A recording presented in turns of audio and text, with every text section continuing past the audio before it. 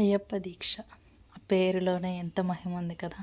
మా husband first దీక్ష చేస్తా అంటే భయం వేసింది, చేయగలరా లేదా, ఎందుకంటే అయ్యప్ప దీక్ష అంటే చాలా భక్తి శ్రద్ధలతో నిష్టగా చేయాలి.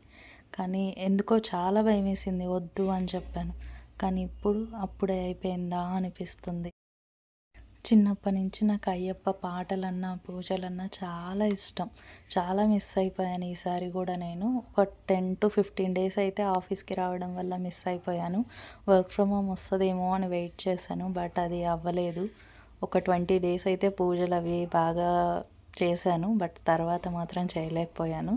కానీ ఎనీవే నెక్స్ట్ ఇయర్ మాత్రం కన్ఫామ్గా నేను ఫుల్ 41 డేస్ ఉండడానికి ట్రై చేస్తాను.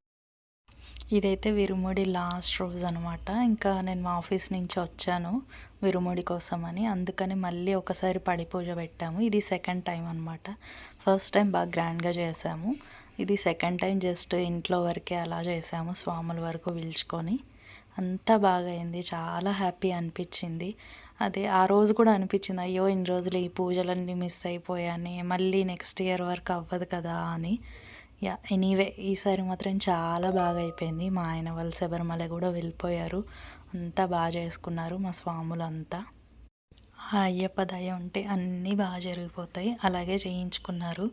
అంత పూజ కానీ అన్ని పాటలు ఎంత బాగుంటాయంటే అయ్యప్పవి చాలా బాగుంటాయి. అండ్ మనసు కూడా చాలా ప్రశాంతంగా ఉంటుంది అయ్యప్ప పాటలు వింటున్నా, భజనలు చూస్తున్నా. ఆ వైబే వేరు. నువ్వు నన్ను కానీ ఎవరైనా నువ్వు దేనికి వైబ్ అవుతావు బాగా అంటే నేను అయ్యప్ప పాటలనే చెప్తాను. కానీ ఇవన్నీ ఇప్పుడు మిస్ అయిపోతున్నాను. ఈ వీడియోస్ అన్నీ చూసుకుంటుంటే అయ్యో మళ్ళీ నెక్స్ట్ ఇయర్ వరకు అవ్వదే అనే బాధ ఉంది. ఎనీవే అంతా బాగా అయిపోయింది కాబట్టి హ్యాపీ. నెక్స్ట్ ఇయర్ అయ్యప్పే మళ్ళీ చేయించుకుంటారు అన్నీ. శబరిమల వెళ్ళిన స్వాములు జాగ్రత్తగా తిరిగి రావాలి.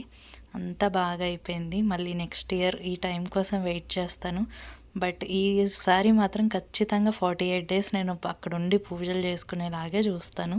స్వామియే శరణమయ్యప్ప.